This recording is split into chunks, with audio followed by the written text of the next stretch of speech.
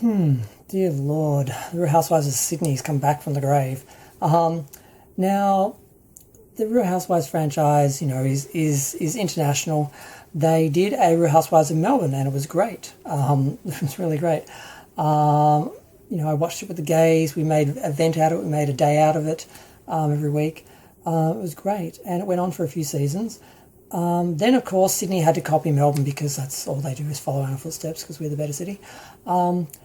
Their show didn't even last one season. It was cancelled right at the end of the season. They didn't even do a reunion show because one of the stars, who probably was the one who was married to the guy who founded One Nation, I didn't know anyone was.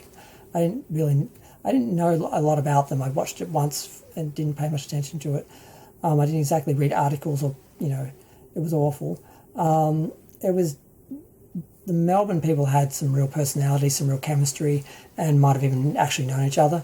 The Sydney ones were really just casting the most conflict-prone people to put in one cage together, and it was just a mess. And it got cancelled because one of them made an incredibly racist remark, because she probably was incredibly racist, supposedly, allegedly, I'm not sure. And they just pulled the plug right there and then. They didn't even finish the show, and it just died right there. And I thought that was going to be the end of it because they've already got Real Housewives of Melbourne. Why we need Real Housewives of Sydney? We're more interesting, we're better, we actually have culture. They brought it back. Two of the original cast members came back, but none of the interested ones. I mean, the only one I remember was Melissa, whatever her name is, from East Street. I can't remember her name. And she was also in, I think, was it Boar was the Australian Outback film with the giant boar that was sort of like a remake of the other one. There was this classic, it was like Jaws on Trotters. I can't remember what it's called. Either way, she's an actress. She was fun. She was the only interesting one in the whole show. And she didn't come back, unfortunately. And these latest girls don't sound particularly interesting.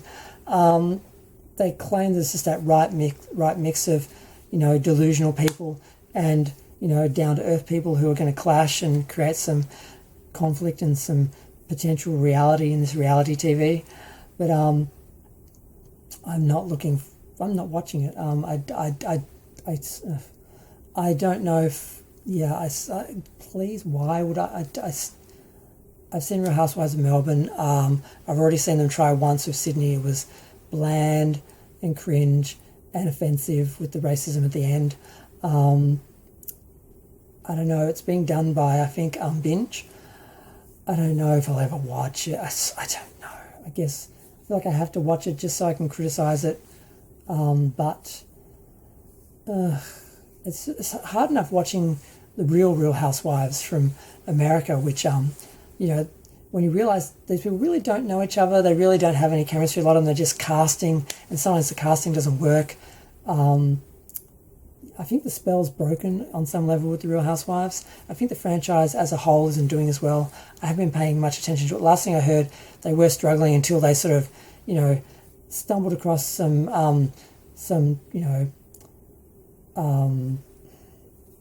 the whole cheating with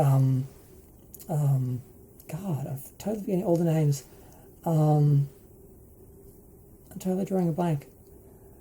God, she has her own show about the bar that the restaurant chain that she runs, and Lisa, I can't remember her last name.